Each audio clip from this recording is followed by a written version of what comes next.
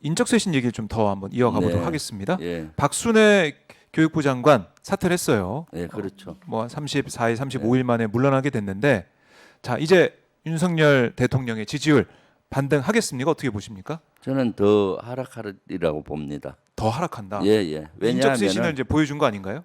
박순애 장관 인적쇄신 가지고는 안 되죠. 음, 지금 인사참사가 일어났고 네.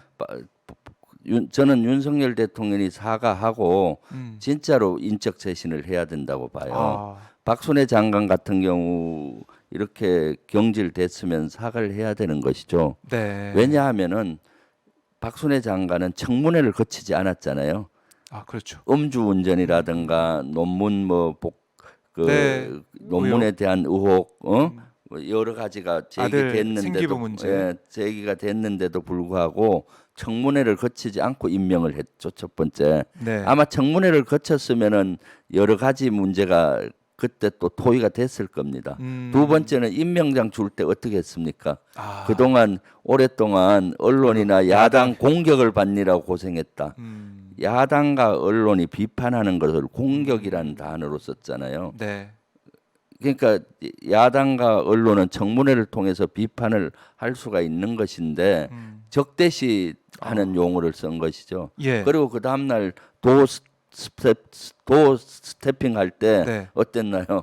음, 역대 정부에서 전 정부에서 이렇게 훌륭한 장관 받느냐 그런 표현을 썼지 않습니까? 그랬죠. 그래서 국민들로부터 많은 분노를 자아내기도 했잖아요. 네. 그러고 나서 박순애 장관이 와서 한 것이 뭡니까? 국민적인 논란 또 네. 국민적인 혼란만 가져왔잖아요. 예. 학제 개편에서 만 5세 조기 취약시키겠다.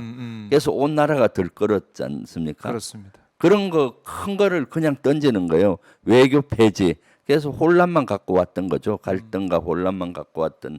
그래서 결국은 국민적 저항에 부딪혀서 자진 사퇴 형식으로 경질했는데 네. 사실은 만 5세 그 조기 조기 예. 취약하겠다 했을 때 네. 윤석열 대통령 뭐라고 지침 줬어요? 신속히 예. 하라. 광고하라. 신속히 강구하라라고 했잖아요. 음. 그러니까 본인 책임도 큰 겁니다. 그렇죠. 그러면은 이렇게까지 됐으면은 네. 윤석열 대통령은 국민께 사과하고 진정한 인적쇄신을 하겠다. 그래서 대통령실에서도 김건희 여사와 관계된 인사들 네. 또 아. 부적절한 인사가 많잖아요. 예. 또는 뭐 아는 사람, 지인 찬스 뭐 이런 여러 가지 인사들 많지 않습니까?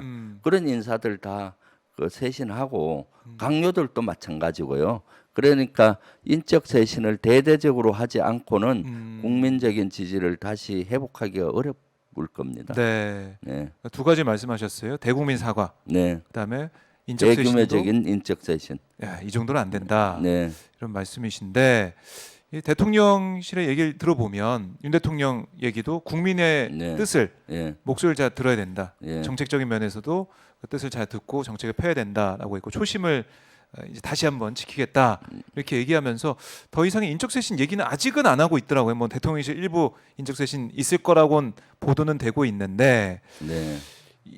그래서 더 떨어진다 이렇게 보시는 거예요. 그 더 이상 행동이 없을 그렇죠. 거다.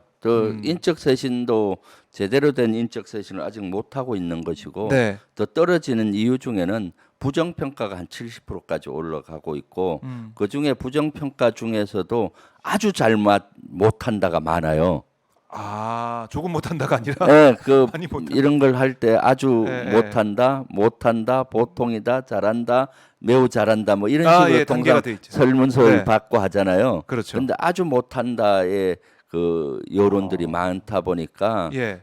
지금 점점 더 윤석열 대통령과 윤석열 정부에 대한 부정 평가가 70% 정도 됐다는 거, 또 거기에는 개인의 감정이 들어가 있잖아요. 네. 싫어하는 감정. 그래서 쉽게 이것은 만회되기가 어렵다라는 거죠. 그래서 아마 당분간 지지도가 더 떨어지지 않을까 하는 것이 저의 예측입니다. 네. 예. 알겠습니다. 이제 박순애 장관 사태 이후에 또 이제 네. 야권에서 얘기하는 것은 이상민 행안부 장관 뭐 경질해야 네. 된다, 사퇴시켜야 된다 이런 얘기도 있고, 또 논란이 커지고 있는 게 바로 이제 행안부의 경찰국 설치, 네. 또 경찰국 설치가 됐는데 경찰국장이 알고 봤더니 김순호 경찰국장인데 네. 이게 참 저도 이게 쭉 스토리를 듣다 보니까 좀 놀랍더라고요. 그렇죠. 노동 운동을 같이 하던 이 동료들을 음. 그야말로 뭐 밀고를 해서 뿌락지 역할을 하면서 자신이 경찰의 특채가 됐다. 이런 의혹이 제기가 됐어요. 물론 이제 본인은 당사자는 반발하고 있지만 아니다 소설 같은 얘기다라고 얘기는 하고 있지만 이 사안은 좀 어떻게 보고 계십니까? 그 김순호 경찰국장, 네, 경찰국이 그 국민적인 반대에도 불구하고 만들었잖아요. 그랬죠. 그런데도 불구하고 그 상징적인 초대 인물을 김순호 경찰국장 같은 사람을 썼다는 것은 저는 참 30년 전으로 돌아가고 있다라는 상징성을 보여줘요. 김순호 경찰국장은 어떻습니까? 30년 전에 네, 이 노동운동을 위장 취업했는지 아니면 노동운동을 하다가 네, 이제 이것을 89년 초에 그만두고 잠적했잖아요. 네, 사라져 버렸어요. 그 이후에 노동운동 같이 하던 네, 많은 분들이 인노회. 잡혀갔고 인노회라는 그 단체 있잖아요. 네, 인천 부천 민주노동자회 분들이 여러 분들 다 잡혀가서 네, 옥고를 치렀죠. 그때 그리고 나서 몇 개월 후에 경찰로 특채가 되잖아요. 그렇습니다. 그러면서 인노회에 대해서 얘기를 했다. 자기가 반성하고 뭐 이렇게 했다 하는데 아마 그것을 뿌락지 역할을 했지 않느냐는 의혹을 받고 있죠. 그 이러한 인물은 사실은 30년 전 이러한 것을 방지하기 위해서 사실 그 뭡니까 네, 경찰 개혁을 그 당시 했던 것이거든요. 그렇죠. 치안 사무는 않는 거죠. 그래서 치안 사무, 치안본부 시스템에서 네. 완전히 분리해서 경찰 독립을 했던 건데 음. 다시 돌아가는데 인물조차도 그런 인물이 경찰국장을 한다는 것은 아주 부적절하죠. 그래서 빨리 이 김순호 경찰국장은 돌려보내고 그리고 과거 이 채용 과정을 네. 다시 한번 들여다볼 필요도 아하. 있어요. 예. 그러니까 이걸 물어보니까 윤희근 경찰청장 후보자 같은 경우는 몰랐다. 네. 먼저 검토해 보겠다 이렇게 얘기를 했고 이상민 장관 같은 경우는 뭐 자신도 몰랐는데 30년 지난 개인의 일 가지고 뭐 이렇게 얘기하냐 좀 이 소극적인 얘기를 좀 했어요. 네. 그러니까 개인의 일로 좀 보고 넘어갈 수 있는 건가요? 어떻게 보세요? 이상민 장관이 얘기한 개인의 일 이런 것들은 너무나 개념이 없고 어이없는 얘기죠. 왜냐하면 이 공직자 고위공직자잖아요. 그렇죠. 경찰국장은 치안감. 치안감이고 그런 사람들의 검증 과정의 거는 다 개인사를 검증하지 뭘 하나요? 그렇죠. 예. 네. 박순애도 음주운전이라든가 논문 표절 이거 다 개인의 일이지. 네. 음주운전이 공적 음주운전이 있고 논문 표절이 공적 네. 표절이 있나요? 다 고위공직자의 검증은 네. 개인의 사생활과 개인에 관계된 거를 검증해서 이 사람이 고위공직을 맡을 수 있는 도덕성을 갖고 있느냐, 네. 능력을 갖고 있느냐인 거죠. 그런데 개인의 일이라고 얘기하면은 이상민 장관은 도대체 고위공직자들을 어떻게 보는지 모르겠어요. 그러니까 그런 생각 자체가 잘못된 것이고, 네. 그다음 경찰청장 후보자도 몰랐다. 또 이상민 장관 후보자도 30년 전 이러한 활동을 몰랐다 하는 것은 사실은 저는 거짓말이라고 봐요. 만약 진짜로 몰랐다고 하면 경찰 시스템에 문제가 있든가 네. 아니면 거짓말일 확률이 그래요. 많죠. 왜냐? 예. 모를 리가 없잖아요. 그때 레코드들이 다 있는데. 왜냐? 사실은 이상민 장관이 경찰국장을 쓸 때 얘기한 게 뭡니까?